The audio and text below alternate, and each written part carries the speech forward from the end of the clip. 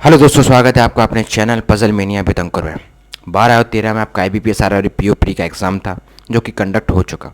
बहुत सारे स्टूडेंट जिन्होंने एग्ज़ाम दिया है, अब बस वो एक ही चीज़ पूछ रहे हैं, सर मैंने जितने क्वेश्चन किए हैं क्या मैं क्लियर कर पाऊँगा प्री एग्ज़ाम, और सेफ़ अटैम्प्ट क्या रहेंगे, कट ऑफ क्या रहेगी।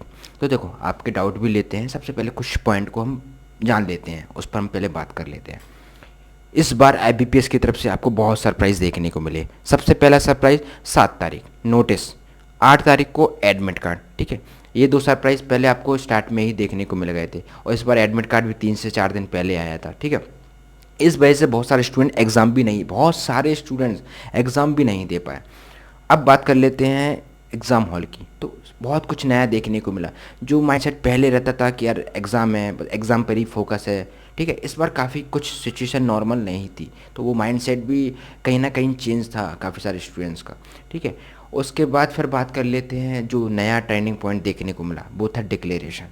वहीं से एक सिचुएशन जो थी वो हड़बड़ाहट वाली बन गई थी। डिक्लेरेशन के लिए 5 मिनट मिला और लिखना था, तो वो थोड़ी सी एक माइंड डाइवर्ट करने वाली सिचुएशन थी। फिर उसके बाद जो नया बड़ा जो कुछ सरप्राइज़ देखने को मिला वो था इंटरफेस। एग्ज़ाम होने के बाद हर स्टूडेंट्स के बस यही सुनने को मिल रहा था, सर इंटरफेस इंटरफेस इंटरफेस। ये बहुत ज़्यादा प्रॉब्लम क्रिएट किया है इस बार इंटरफेस की वजह से।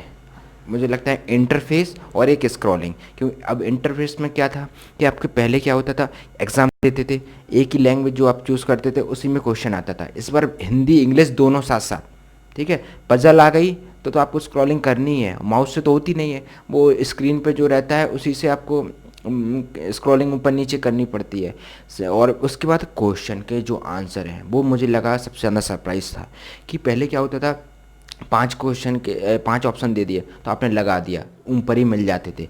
अब इस पर 10 ऑप्शन, पहले हिंदी इंग्लिश दोनों साथ साथ। तो पहले तो यार बहुत सारे स्टूडेंट्स को लगा होगा कि यार इस बार पहले 5 ऑप्शन आते थे, इस बार 8-10 ऑप्शन कैसे। तो फिर समझ आया कि यार हिंदी इंग्लिश के दोनों के 7 ऑप्शन है, मतलब 7-7 ऑप्शन है, और चौथा पाँचवा अगर आंसर हो गया तब तो स्क्रॉलिंग आपको करनी ही है। क्वेश्चन में भी स्क्रॉलिंग, आंसर में भी स्क्रॉलिंग, सेव भी करना, नेक्स्ट भी करना, सॉल्व भी करना। इस वजह से बहुत सारे स्टूडेंट का टाइम वेस्ट हुआ है।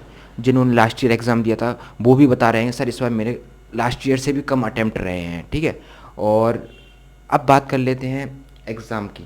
एग्ज़ाम कोई सिंपल एग्ज़ाम नहीं था, इजी एग्ज़ाम नहीं था, मॉडरेट लेवल आया था। कोई कोई शिफ्ट टफ भी थी और शिफ्ट की अपेक्षा टफ थी, तो ये नहीं कह सकते हैं कि एग्ज़ाम बहुत इजी आया था, मॉडरेट आया था। अब बात कर लेते हैं सेफ़ अटैम्प्ट की। देखो, अगर काफ़ी सारे स्टूडेंट्स की अगर अटैम्प्ट की बात कर लें तो बस 50 और 60 के बीच में ही सुनने को मिल रहा है। 60 के ऊपर भी काफ़ी सारे स्टूडेंट्स हैं लेकिन कम है। तो 50 और 60 के बीच में 50, 51, 52, 55, 56 वाले बहुत स्टूडेंट्स हैं। ठीक है, लेकिन जो 50 और 52 वाले हैं वो सोच रहे हैं, सर मैंने बहुत कम अटैम्प्ट किए, क्या मेरा नहीं होगा। तो वो एग्ज़ाम लेवल पे भी डिपेंड करता है आपकी सिर्फ कैसी आई थी। टफ आई थी तो बहुत सारे स्टूडेंट के 51, 52 ही रह पाए। ठीक है, और जिनकी उस थोड़ी से ठीक ठाक आई थी तो उनके 56, 57 अटैम्प्ट रहे हैं। तो देखो, अगर सेफ अटैम्प्ट की बात कर लें, अगर हम बात नहीं देखो, अगर सेफ अटैम्प्ट की बात कर लें तो 55, 56 सेफ अटैम्प्ट हैं, और नॉर्मलाइजेशन भी होगा। ऐसा नहीं है कि नॉर्मलाइजेशन नहीं होगा, तो नॉर्मलाइजेशन भी होगा। और जो 50 और 52 वाले हैं ये मत सोचना कि हम रेस से बाहर हो गए। ठीक है, नॉर्मलाइजेशन होगा, आपकी शिफ्ट टफ आई होगी तो आपको और शिफ्ट की अपेक्षा अच्छा नॉर्मलाइजेशन मिल जाएगा, आपके नंबर बढ़ेंगे, तो आप रेस से बिल्कुल बाहर नहीं हो। और क्या कहते हैं, कट ऑफ की बात कर लेते हैं। तो कट ऑफ की बात कर लेते हैं तो कट ऑफ में 54 +1 और -1 इतनी आपकी रह सकती है। तो कहीं ना कहीं कितने स्टूडेंट ने एग्ज़ाम दिया है, वैकेंसी कितनी है, और एग्ज़ाम लेवल कैसा आया था। ठीक है, ये सब पूरा डिपेंड करता है आपके कट ऑफ पर। ठीक है, तो ये सब भी देखा जाता है। ठीक है, तो आपकी कट ऑफ जो 54 +1 और -1 इतनी रह सकती है। और बात करते हैं, अब PO प्री का एग्ज़ाम कंडक्ट हो चुका है आपका पूरा, अब क्लर्क का एग्ज़ाम है। तो जिन लोगों ने एग्ज़ाम दिया है इस बारे में मत सोचिए कि आपके 50 रहे हैं, 52 रहे हैं, 51 रहे हैं। आप क्लर्क पे फोकस कीजिए, उसके बाद मेंस पे आप तैयारी कीजिए। आप बिल्कुल प्री के रिजल्ट का वेट नहीं करना है। हम हर वीडियो में बोलते हैं आपसे, हर वीडियो में, कि भाई ये गलती मत करना कि प्री का रिजल्ट आएगा तभी आप मेंस की तैयारी करोगे। आप सोचोगे मैंने 50 अटैम्प्ट किया, अब मेरा होगा कि नहीं होगा। देखो, आपकी एक्यूरेसी अच्छी है, आपकी एक्यूरेसी बिल्कुल अच्छी है, नॉर्मलाइजेशन मिलेगा, नंबर बढ़ेंगे, आपका क्लियर होगा। ठीक है, आपने मेहनत की हो तो आपका क्लियर होगा। तो आप बिल्कुल प्री के रिजल्ट का वेट नहीं करना है। फिर मेंस के लिए टाइम ही कितना है आपका।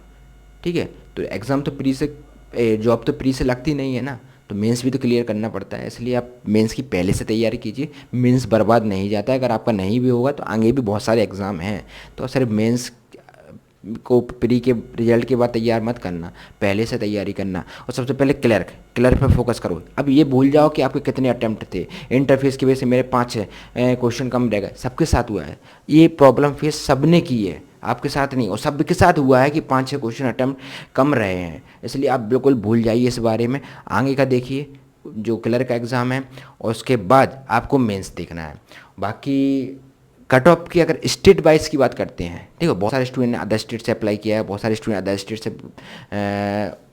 बिलोंग करते हैं, तो उनके लिए एक अलग वीडियो बनाएंगे जिसमें स्टेट वाइज बात करेंगे, पूरे डिटेल में बात करेंगे। बाकी तो हमने एक ओवरऑल बता दिया है कि 54 + 1 - 1 रह सकती है। बाकी बात करते हैं मेंस के लिए कैसे करंट अफेयर्स पढ़नी है, कहाँ से पढ़ सकते हैं, कितने मंथ की पढ़नी है, वो एक वीडियो बना देंगे।